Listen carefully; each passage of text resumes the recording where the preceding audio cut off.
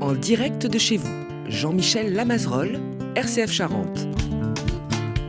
Bonjour à toutes et à tous, bienvenue dans En direct de chez vous, dans une maison, à la campagne, parce que nous allons partir faire un grand voyage tout en étant assis. Pourquoi ? Eh bien parce que nous allons aller à la découverte d'un projet de quelqu'un que j'ai rencontré il y a quelques temps, qui était en service civique chez nous, qui a fait un peu de chemin depuis, et surtout qui est en train de monter un projet avec un ami.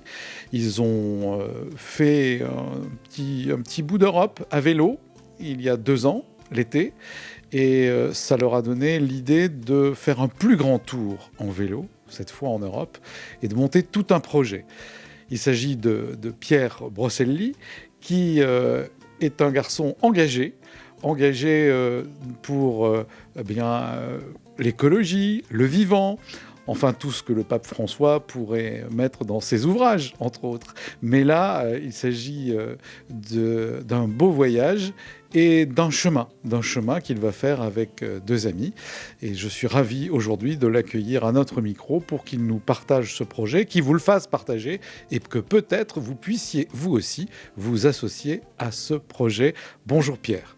Bonjour Jean-Michel. Alors je le disais, on s'est rencontrés il y a quelque temps à la radio. J'ai trouvé que vous étiez un jeune homme déjà de conviction, très engagé, ce qui nous fait bien plaisir pour l'avenir de voir des gens jeunes qui s'engagent, comme vous, dans le monde de demain et surtout dans le respect du vivant, c'est ce que je disais tout à l'heure. Et moi, je voudrais savoir un peu les racines et la genèse de cet engagement. Et on va glisser ensuite sur votre projet de voyage et celui que vous avez déjà fait, puisque, comme je le disais dans la présentation, vous avez déjà fait un petit bout de chemin, sans faire de jeu de mots. Alors Pierre, cet engagement, cet enracinement dans des pratiques respectueuses de l'environnement, etc., comment est-ce que c'est né et comment ça se concrétise hier et aujourd'hui ? Alors du coup, je pense que ça a commencé quand j'avais 18 ans, en terminale. Lors d'un travail d'SVT, il fallait se renseigner sur le dérèglement climatique. Et là, du coup, je me suis plongé dans ces sujets-là, le dérèglement climatique, l'effondrement de la biodiversité. Et j'ai pris une claque, une belle claque, je pense, quand même. Et depuis, j'ai décidé de m'engager, alors à ma manière. Il y en a qui font plus que moi, quand même, pour ça. Mais voilà, à ma manière, je me suis dit qu'il fallait que je change ma façon de vivre et ma façon de voir le monde aussi. Tout ça a changé. Et à cette période-là, j'ai aussi rencontré 2 personnes, Elio, qui m'accompagne pour le projet qu'on va présenter ici, et Jules, avec qui j'ai fait un voyage l'été 2021, un voyage à vélo. Et ça nous a un peu transformés tous les 3. On était un peu dans ce moment de transition aussi, où on avait besoin de trouver un sens à notre vie. On s'est bien trouvé, on a fait ce premier voyage à vélo, et puis aujourd'hui on est parti pour quelque chose d'un peu plus grand. Alors ce premier voyage à vélo, quelles ont été les surprises ? Comme je disais, c'est un cheminement. Donc un cheminement, il y a toujours des côtés plus positifs, plus négatifs, et puis il y a le rêve du départ, il y a la réalité du chemin. Et cela dit, vous allez vous engager pour un autre voyage encore à vélo, donc ça veut dire que ça s'est bien passé. Qu'est-ce que vous avez vécu ? Vous êtes parti d'où ? Vous avez été où ? Et voilà. Alors oui, j'ai rencontré Elio et Jules, donc, avec qui j'ai fait ce premier voyage à Boulogne-sur-Mer, dans le nord de la France. C'est quand j'ai commencé mes études en fait. Et tous les 3, on s'est promis de faire un voyage. On est parti de Milan à vélo, donc on a fait Genève, là où habite Elio, jusqu'à Milan en train, et puis on est parti de Milan avec nos vélos, et puis on a traversé toute l'Italie, la Slovénie, l'Autriche, l'Allemagne et la Suisse. Alors je ne sais pas si c'est facile à visualiser, mais ça fait une boucle de 2000 km. Donc ça, c'était une petite promesse qu'on s'était faite parce qu'on avait besoin de trouver une autre façon de voyager. On n'avait pas envie de prendre l'avion pour aller à l'autre bout de la planète cet été-là. Et donc on a expérimenté ça, et ça, je pense qu'on est un peu tombé amoureux du voyage à vélo. On a vécu beaucoup de choses. Le voyage à vélo, c'est un mode de voyage lent, qui est super intéressant. On a le temps de voir le paysage défiler sous nos yeux. Les jours passent et on les vit vraiment, on vit vraiment l'instant en fait. Donc ça n'a pas toujours été facile, hein, bien sûr. 3 potes à vélo pendant un mois, ça se passe pas toujours bien non plus. Mais globalement, c'est un très très bon souvenir qui nous a donné envie d'aller un peu plus loin, en tout cas Elio et moi. Jules qui a pris un autre chemin, c'est tout à fait normal. Et voilà, et avec Elio, pendant ce voyage, on a réfléchi à quelque chose qu'on aimerait bien faire, d'un peu plus grand, un peu la même chose, reprendre le voyage à vélo, mais en y mettant du sens, beaucoup de sens. Et donc, c'est ce qu'on s'apprête à faire là bientôt. Alors, ce voyage à vélo, ce premier voyage à vélo, Oui. où effectivement, des fois c'est rude et on peut s'attraper parce que les personnalités se révèlent. Et quand on est très gentil, des fois on s'énerve et ça peut aller au clash. Ça vous a permis de voir comment vous fonctionniez. Et là, vous partiez, c'était un peu des vacances. Il n'y avait pas de but particulier. Je dis ça parce que le voyage dont on va parler, que vous êtes en train de projeter, et vous êtes très avancé dans sa préparation, on va voir comment, là, c'est tout autre chose. Donc là, c'était juste des vacances, finalement.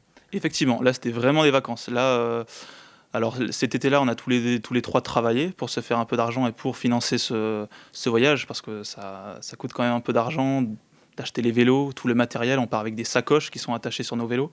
Donc on a toute notre maison avec nous. On dort principalement en bivouac, donc dans la nature avec notre tente et chez l'habitant, en toquant aux portes, tout simplement. Donc là, on fait de très belles rencontres. Donc effectivement, oui, c'était un voyage sans but précis.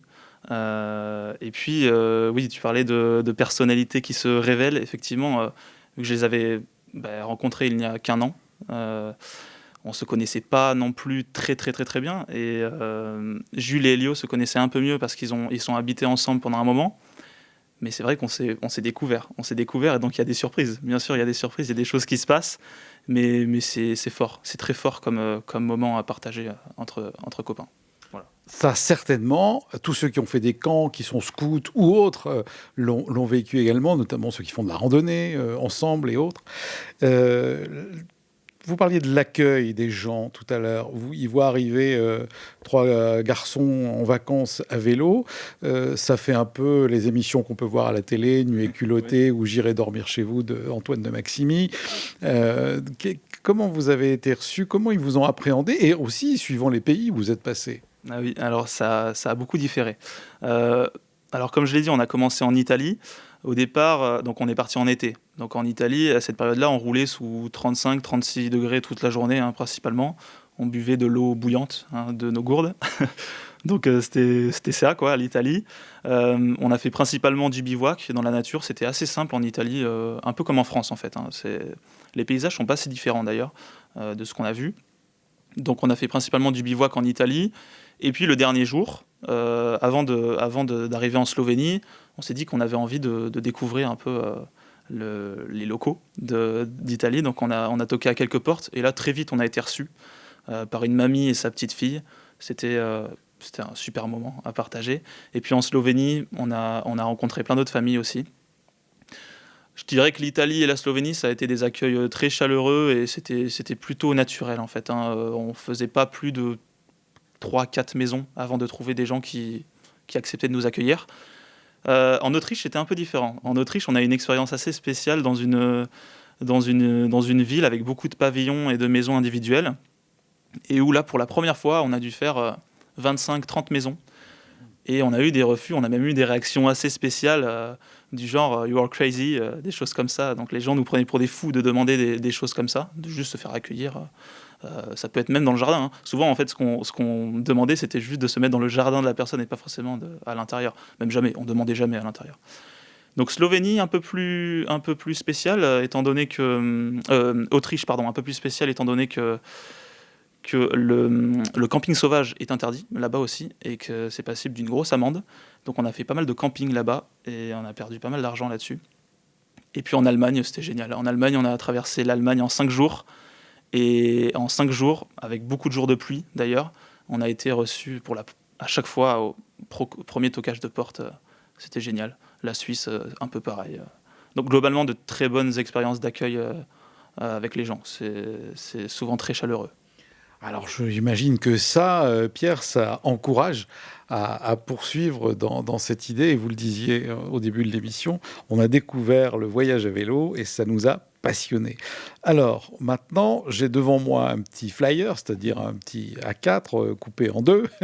Et il y a écrit «Demain, c'est mieux, un tour d'Europe à vélo à la rencontre de personnes qui construisent le monde de demain». Alors c'est un peu ça l'idée que j'ai dit dans la présentation, c'est que vous avez envie de faire quelque chose pour ce monde de demain. C'est quoi et comment ça va se concrétiser à travers ces 10 000 kilomètres et ces 13 pays sur plus de 8 mois? Alors, comme je l'ai dit juste avant, durant ce premier voyage, il y a des idées qui ont germé. Et puis, on va dire au début de cette année 2023, avec Elio, ça a commencé à mûrir un peu dans notre tête et on a décidé de faire une pause ou un terme à nos études pour réaliser ce projet, pour se mettre dans la réalisation de ce projet. Donc comme tu l'as dit, le titre de ce projet, c'est Demain c'est mieux. Enfin, c'est surtout le nom de notre association. On y reviendra, je pense. Mais le vrai titre, c'est un tour d'Europe à vélo à la rencontre des personnes qui construisent le monde de demain. Alors, comment ça se concrétise dans les faits? Eh bien, on va partir en février 2024, donc dans moins de 3 mois, dans environ 3 mois, à la rencontre de ces personnes durant un voyage à vélo en Europe. Ce voyage à vélo, il va durer environ 8 mois, un peu plus de 8 mois normalement, et on va traverser 12 pays à travers l'Europe. On va faire une sorte de boucle, un peu comme notre premier voyage, mais beaucoup plus long. Et puis le but premier de ce voyage va être d'aller à la rencontre de ce qu'on appelle des alternatives. Les alternatives, elles peuvent prendre la forme de tiers-lieux, d'initiatives locales, de collectifs, d'associations, en tout cas, tous ces gens qui se démènent pour notre avenir à tous, qui se bougent pour notre avenir à tous, et sous toutes les formes, en fait. Donc ces personnes-là, à travers ce voyage, et pendant ce voyage, on va aller les rencontrer, on va aller à leur découverte, on va aller à leur rencontre, et l'objectif de ce voyage va être de les filmer pour réaliser un film documentaire à vélo. Alors ça, ce film documentaire, quand nous préparions l'émission, j'ai entendu que c'était pas de prime abord ce à quoi vous aviez pensé. Vous avez arrêté vos études, vous dans l'environnement, Elliot dans d'autres choses. Il y a la sœur de Elio, pardon, qui va vous rejoindre bientôt, qui elle fait des études de journalisme, c'est Lou. Elle aura terminé ses études, elle va vous rejoindre sur le parcours, mais vous n'aviez pas forcément au début l'idée de faire un film à faire partager. Vous aviez envie de vivre une autre expérience sur ces 13 pays. Effectivement, au départ, l'idée qui émergeait au départ, en fait, c'était ce besoin, vraiment un besoin nécessaire d'aller à la rencontre de ces gens pour répondre à nombreuses de nos questions, des questions plutôt existentielles. Avec Elio, par exemple, et Lou aussi, on se pose des questions comme quel sens on a envie de donner à notre vie, quel rôle on a envie de jouer dans tout ça, dans tous les problèmes planétaires auxquels l'humanité doit faire face aujourd'hui, et fait déjà face depuis de nombreuses années. Et donc, voilà, ça a été en fait à la base un besoin d'aller rencontrer ces gens, mais sans l'idée de le partager. Et c'est notamment avec l'arrivée assez naturelle de Lou dans ce projet, donc Lou Léna qui fait des études de journalisme en ce moment, et qui nous rejoindra dès le mois de juin. Donc nous on part en février, et elle nous rejoint en juin, parce qu'elle n'aura pas encore fini ses études de journalisme quand on part. Donc moi je trouve ça génial de le faire avec elle aussi. C'était quelque chose d'important pour moi. Et puis ses compétences journalistiques vont beaucoup nous aider pour ce film. Mais effectivement, voilà, au départ, on n'avait pas cette idée de partager.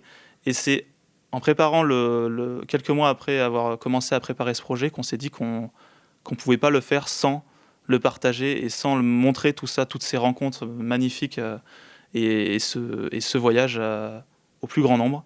Et donc on a eu l'idée de ce film documentaire qui a pour vocation après d'être diffusé assez largement et de pouvoir surtout en discuter avec les gens qui le verront. Donc ça va être donné à voir pour donner à se rencontrer avec les gens d'ici et d'ailleurs et de discuter et d'en parler. Alors, est-ce que vous pouvez nous dire d'où vous partez, quels sont les pays que vous allez traverser? S'il y a déjà, je vous entendais dire qu'il y avait quelques référents quand même dans ces pays, vous partez pas complètement à l'aveuglette. Et puis après, on verra aussi les conditions matérielles et ce que vous avez créé, parce qu'il y a le voyage, mais il y a tout l'amont, il y aura l'après, vous l'avez dit, le film, et puis toutes les surprises que vous aurez, qui va peut-être changer aussi un peu l'après, mais là, en amont. Alors déjà, vous partez d'où et vous arrivez où? Alors, on part d'Angoulême, justement. On part d'Angoulême parce que je suis du Grand Angoulême. Je suis né à Brie, pour ceux qui connaissent. Elio et Lou, eux, habitent en Haute-Savoie. Donc on s'est vraiment rencontrés comme ça, mais ils n'habitent pas ici. Donc on partira d'Angoulême et on traversera dans un premier temps le sud de la France. Donc on fera une petite cuvette comme ça dans le sud de la France. Ensuite, on traversera la Suisse, l'Allemagne, du sud au nord, en passant par Berlin. Après, on traversera la Pologne, la Lituanie, la Lettonie, l'Estonie, la Finlande, la Suède. Et à partir de la Suède, en fait, on va commencer à redescendre par le Danemark. Et puis après, on va reprendre un petit bout d'Allemagne, du nord de l'Allemagne, avant d'arriver aux Pays-Bas, puis la Belgique, et puis on finira en France. Voilà. Et vous arrivez à Paris. Et on arrive à Paris. Alors oui, c'est vrai que on va dire la date d'arrivée, enfin le lieu d'arrivée qu'on s'est fixé est Paris. Mais ça, c'est quelque chose qui peut évidemment changer au cours du voyage. Mais oui, on s'est fixé Paris pour l'instant. J'ai vu que vous aviez oublié l'Autriche dans votre. Vous ne passez pas en Autriche. Non, on passe pas en Autriche. Ouais, l'Autriche, c'est plus à l'est. Donc non, on part pas en Autriche cette fois-ci, c'est vrai. Voilà. Bon, alors, quand vous aurez. Pour préparer tout ça, qu'est-ce que vous avez décidé de faire? Vous vous êtes vu avec Elio, Lou, et vous avez dit, bon, bah, c'est très bien tout ça. Comment on va faire? On arrête nos études, on met des choses entre parenthèses, et sans doute qu'à la fin, eh bien, on va faire des métiers différents peut-être de ceux auxquels on avait pensé. Vous êtes toujours animateur nature, vous avez travaillé dans l'environnement. Elio est également étudiant en environnement, et donc, comme vous l'avez dit, Lou est étudiante journaliste. Alors, vous êtes posé, vous avez dit, bon, on fait comment maintenant? Faites-nous partager ça. Alors oui, en fait, ça s'est fait un peu. On y a réfléchi, bien sûr, mais comme j'ai dit juste avant, vu que ça venait d'un besoin profond, il y a eu un moment où, alors, je dirais que c'est plutôt moi qui ai pris la décision d'arrêter mes études au terme de ma première année. Parce que j'avais besoin de faire ce projet. Donc effectivement, on s'est posé avec Elio. Parce que Lou a rejoint le projet après, une fois qu'on avait, nous, décidé de le faire. Lou s'y est ajouté naturellement. Ça veut dire que le projet lui a parlé à quelqu'un Exactement. qui n'était pas dans le projet au départ. C'est plutôt un bon point. Ah oui, et puis en plus, on se correspond sur énormément de choses, et en tout cas sur beaucoup de valeurs qu'on partage. Donc effectivement, à s'y ajouter. Et nous, avec Elio, donc oui, effectivement, on s'est posé, on s'est dit, bon, qu'est-ce qu'on fait? Est-ce qu'on fait ce projet? Lui, il était en deuxième année étudiant en environnement, donc il était dans un BUT génie biologique. Il a fini sa deuxième année pour avoir son diplôme de DUT. Et du coup, voilà, on a mis une pause à tout ça, et on s'est dit, ok, on se lance dans ce projet. Et donc, ça a commencé par beaucoup de préparation de base. Donc, quel itinéraire on fait? Donc, comment on choisit l'itinéraire? Quels sont les buts premiers de ce projet-là? Donc, tout ça est venu dans la préparation. Et puis aujourd'hui, oui, ça fait plus de 6 mois déjà qu'on prépare ce projet. Donc, il y a beaucoup de choses de fait, mais il y a beaucoup de choses à faire aussi, notamment trouver le trajet assez précisément, donc c'est-à-dire par quel lieu on va passer, quelles personnes on va les rencontrer. Donc ça, oui, comme tu l'as dit juste avant, on est en train de faire ce travail, de trouver des référents dans chaque pays qui parlent un peu notre langue, donc qui parlent le français, qui pourraient nous renseigner déjà sur le pays dans sa globalité. Et puis après, il y a cette recherche des alternatives. Quelles alternatives on a envie d'aller voir par rapport à ce qu'on veut véhiculer à travers notre film. Voilà. Ça peut être quoi un exemple d'alternative? Alors ça peut être aussi bien un tiers-lieu, un écolieu par exemple, donc des gens qui ont décidé de changer du tout au tout. Là pour le coup c'est vraiment la partie un peu radicale si on peut dire, même si j'aime pas employer ce mot, mais des personnes qui ont décidé de changer leur quotidien du tout au tout, qui ont décidé de vivre en communauté, de vivre ensemble, vraiment de vivre ensemble, de créer un lieu résilient, autonome. Alors il y a des écolieux qui sont plus ou moins autonomes que d'autres, mais voilà, qui ont décidé de vivre en communauté, de devenir résilients et de s'opposer un peu à cette société qu'on connaît aujourd'hui, consumériste et tout ce qui va avec. Donc voilà, ça peut aller de tiers-lieux à la petite association de quartier en ville qui a décidé de créer des jardins coopératifs partagés et pour pour, encore une fois, cette logique de résilience, d'avoir à manger devant chez soi et de savoir cultiver, surtout des savoir-faire importants.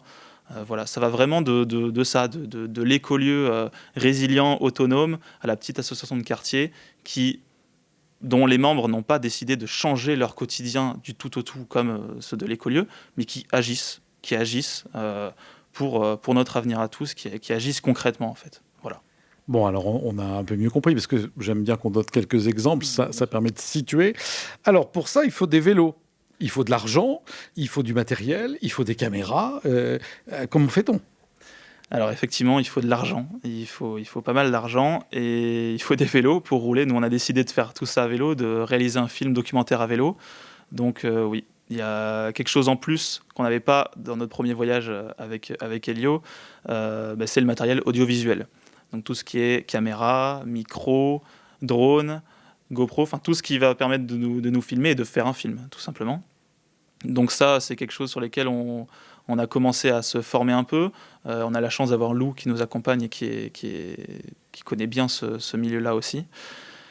Et oui, il faut de l'argent, il faut des financements. Le budget total de ce projet, nous, on l'a estimé à 30 000 euros quand même. Donc effectivement, il faut de l'argent. Et pour ça, on a créé une cagnotte participative sur Internet qui constitue la moitié de ce budget. Il y a une grosse partie qu'on va financer, nous, avec notre argent personnel et les économies qu'on a pu faire durant nos années étudiantes. Donc ça, c'est 11 000 euros qu'on met de notre poche. Après, il y a environ 3 000, 3 500 euros qu'on va essayer de trouver et qu'on a déjà plus ou moins réussi à trouver du côté des subventions publiques et des bourses voyageurs. Et puis, il y a 15 000 euros. Donc c'est la part la plus importante qui est destinée à cette cagnotte participative. Et on a besoin des gens, en fait, de la générosité des gens pour concrétiser ce projet, parce que si on n'arrive pas à atteindre cet objectif de 15 000 euros sur la cagnotte, effectivement, il va nous être compliqué de faire un film documentaire. En tout cas, on n'aura pas les fonds pour vraiment concrétiser ce projet. Je pense que c'est certain, dans tous les cas, nous, on le fera, ce projet, on partira à vélo. Mais si on n'arrive pas à atteindre cet objectif qu'on s'est fixé de 15 000 euros sur la cagnotte participative, on va avoir des difficultés à le concrétiser dans l'ensemble, ça c'est certain. Alors comment est-ce qu'on peut vous aider ? Vous avez créé une association, alors est-ce que ça passe par l'association ? Est-ce que ça passe par la cagnotte participative ? Je crois aussi que vous faites des conférences, vous allez beaucoup dans la presse. Comment est-ce que vous mettez ça en place et comment on peut vous aider si on a envie de vous aider et rejoindre votre projet, qui est un beau projet ?